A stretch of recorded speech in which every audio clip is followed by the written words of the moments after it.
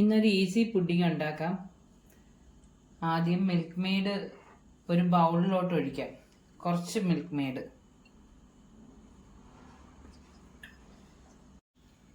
ഇനി കുറച്ച് fresh cream കൂടെ ഒഴിക്കാം. ഇനി ഇത് രണ്ടും കൂടെ നല്ലോണം മിക്സ് ചെയ്തെടുക്കണം.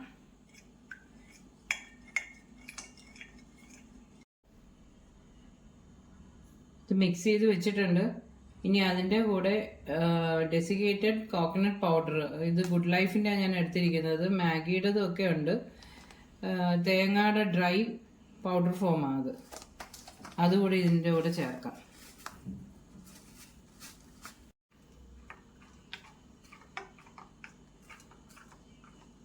പുഡിംഗ് റെഡിയാക്കാനുള്ള ഏതെങ്കിലും ഒരു പാത്രത്തിലോട്ട് ഇനി ബ്രെഡ് നിരത്താം.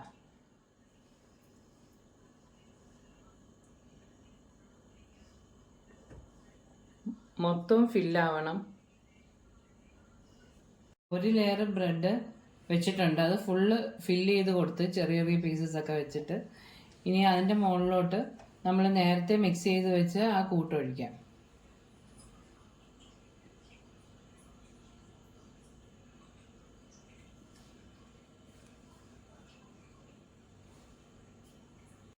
ഒരു ലെയർ ബ്രെഡ് വെച്ചിട്ട് അതെല്ലാം ഒഴിച്ചിട്ടുണ്ട്.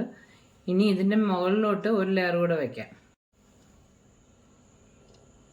നേരത്തെ വെച്ചതുപോലെ തന്നെ ഇനി അതിൻ്റെ മുകളിലോട്ട് എല്ലാം ബ്രെഡ് വെച്ച് ഫില്ല് ചെയ്ത് കൊടുക്കാം. ഇത് ഫുള്ള് ഫില്ല് ചെയ്തിട്ടുണ്ട്.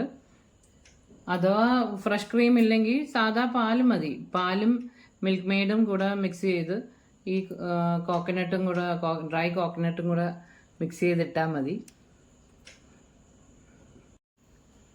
ഇനി ഇതിൻ്റെ മുകളിൽ കുറച്ച് ബദാം പൊടിച്ചതിടാം. 2 മണിക്കൂർ ഇത് ഫ്രിഡ്ജിൽ വെക്കണം. അത് കഴിഞ്ഞിട്ട് എടുത്ത് നോക്കാം.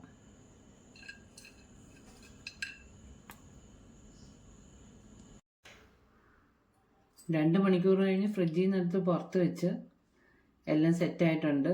പെട്ടെന്ന് ഉണ്ടാക്കാം ഇത്. ഇത് അടുപ്പ് കത്തിക്കുകയോ അടുപ്പിൽ വെക്കുകയോ കാച്ചുകയോ കുറുക്കുകയോ ഒന്നും വേണ്ട, പെട്ടെന്ന് ഉണ്ടാക്കാം. ഇനി ഇത് കട്ട് ചെയ്ത് നോക്കാം.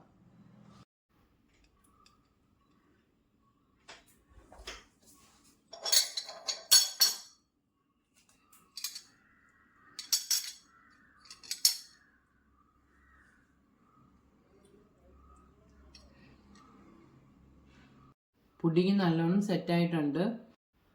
ഫ്രഷ് ക്രീമിൻ്റെയും മിൽക്ക് മെയ്ഡിൻ്റെയും ആ കൂട്ട് നല്ലോണം ആ ബ്രെഡിൽ പിടിച്ച് നല്ല ടേസ്റ്റ് ആയിട്ടുണ്ട്.